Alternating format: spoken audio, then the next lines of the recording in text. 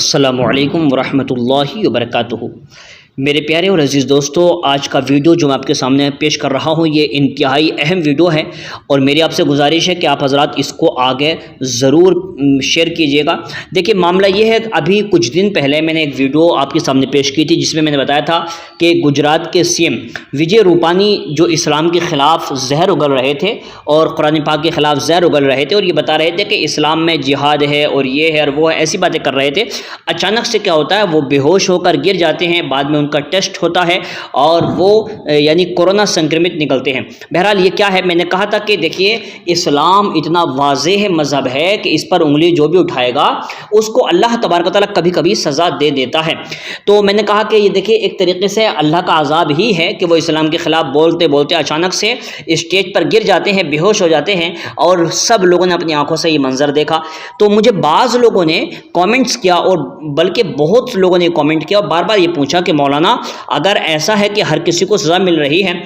اگر یہ سزا ہے، یہ عذاب ہے، تو پھر دوسروں کو عذاب کیوں نہیں ملتا؟ بہت سارے پنڈت ہیں جو اسلام کے بارے میں اناپ شناپ بولتے رہتے ہیں، ان کو سزا کیوں نہیں ملتی؟ تو آج میں اسی ٹاپک پر آپ کے سامنے گفتگو کرنے والا ہوں کہ دیکھیے اگر اس طریقے سے ہر کسی کو سزا اللہ رب العزت دینے لگے تو ہر کسی کو اسلام کی سچائی اور اسلام کی حقیقت کا اندازہ ہو جائے گا، اور پھر وہ مجبوراً اسلام میں داخل ہوں گے۔ اور اللہ رب العزت نے قرآن مجید میں ارشاد فرمایا، لا اکراہ فی الدین، دین میں کوئی زبردستی نہیں ہے۔ جب آپ کا من کرے خوشی کے ساتھ اگر آپ آنا چاہیں تو موسٹ ویلکم، اور اگر آپ نہ آنا چاہیں تو آپ کے لیے کوئی زور زبردستی اور آپ کے لیے میں آنا بالکل جائز نہیں ہے۔ میں آپ کو ایسے بہت سارے اگزامپل دے سکتا ہوں کہ دیکھیے اگر اللہ رب العزت چاہے تو ایک فرشتہ آسمان سے ندا کرے کہ اسلام ہی حق ہے تو پوری کائنات اسلام قبول کر لے، مگر اللہ تبارک و تعالیٰ کو ایسے لوگوں سے اسلام قبول نہیں کروانا ہے۔ اس کے بہت سارے اگزامپل ہیں، آپ دیکھیں یوں تو ہر قبر میں جو بھی گناہ گار ہوتا ہے اس کو قبر میں عذاب ہوتا ہے لیکن دکھتا نہیں ہے، لیکن بعض قبر میں عذاب کبھی کبھی نظر آنے لگتا ہے۔ یوں سمجھ لیں بہت سارے لوگ مسجدوں کو شہید کر دیتے ہیں، مسجدوں میں بم بسفوٹ کرتے ہیں اور بہت ساری غلطیاں کرتے ہیں لیکن ان کو سزا نہیں ملتی، اور بعض اوقات ایسا ہوتا ہے کہ مسجد میں کچھ بھی غلطی کرنے والے کو فوراً سزا مل جاتی ہے۔ ایسے میں آپ کو بہت سارے اگزامپل دے سکتا ہوں، اس کی صرف ایک ہی وجہ وہ یہ ہے کہ اللہ تبارک و تعالیٰ یہ دکھانا چاہتا ہے کہ اگر میں چاہوں تو یہ کر سکتا ہوں، مگر میں یہ نہیں کرتا کیونکہ لوگوں کو خود بخود دل سے اسلام قبول کرنا چاہیے، نہ کہ ڈر کے اور نہ ہی مجبوری میں۔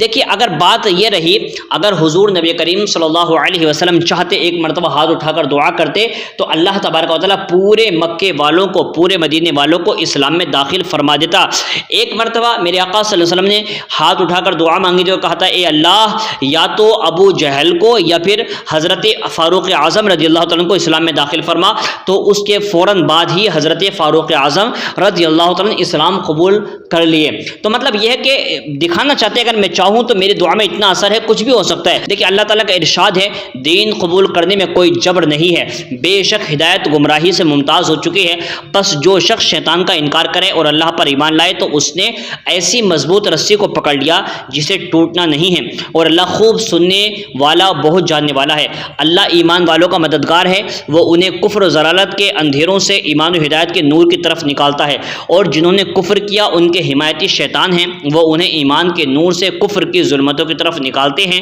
یہی لوگ جہنمی ہیں جو اس میں ہمیشہ رہیں گے۔ سورہ بقرہ آیت نمبر 256 اور 257۔ ان آیات میں اللہ تعالیٰ کا حکم بالکل واضح ہے کہ کسی پر دین اسلام قبول کرنے کے لیے زور زبردستی نہیں کی جائے گی، کیونکہ ایمان تصدیق قلبی کا نام ہے، اور اگر کوئی زبردستی تسلیم بھی کر لے مگر اس کے دل میں ایمان نہیں تو یہ تسلیم اور یہ اس کا مان لینا معتبر نہیں ہے، ہم اس کو نہیں مانیں گے، اور آخرت میں فیصلہ محض ظاہری علامت پر نہیں ہوگا بلکہ تصدیق قلبی پر ہوگا۔ بر صغیر پاک و ہند پر مسلمانوں نے 1000 سال سے زیادہ حکومت کی، مگر ایسا کبھی نہیں ہوا کہ غیر مسلموں کو زبردستی اسلام قبول کرنے پر مجبور کیا گیا ہو۔ اس کا ثبوت یہ ہے کہ آج بھی پورے جنوبی ایشیا میں غیر مسلموں کی آبادی مسلمانوں سے زیادہ ہے۔ اسلام تسلیم محض نہیں بلکہ تسلیم بالرضا کا نام ہے۔ اللہ تعالیٰ کا ارشاد ہے، اعراب نے کہا، ہم ایمان لائے۔ اے رسول کہہ دیجئے تم ایمان نہیں لائے، ہاں یہ کہو کہ ہم نے اطاعت کی اور ابھی تک ایمان تمہارے دلوں میں داخل نہیں ہوا، اور اگر تم اللہ اس کے رسول کی اطاعت کرو تو اللہ تمہارے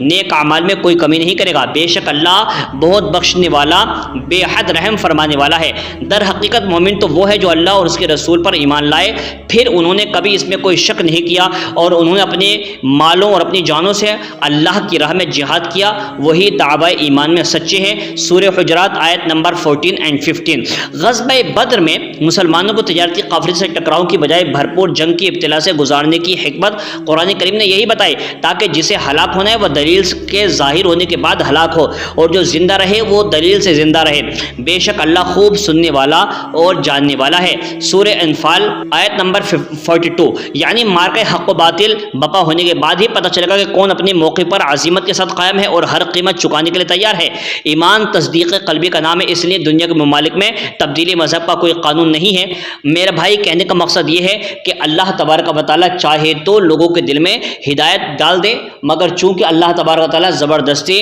لوگوں کے اسلام قبول کرنے کو پسند نہیں کرتا، اس لیے اللہ نے کھلی چھوٹ دی ہے، تمہارا دل چاہے تو اسلام قبول کرو اور تمہارا دل نہ چاہے تو مت کرو، یہ تمہارا فیصلہ قیامت میں ہوگا۔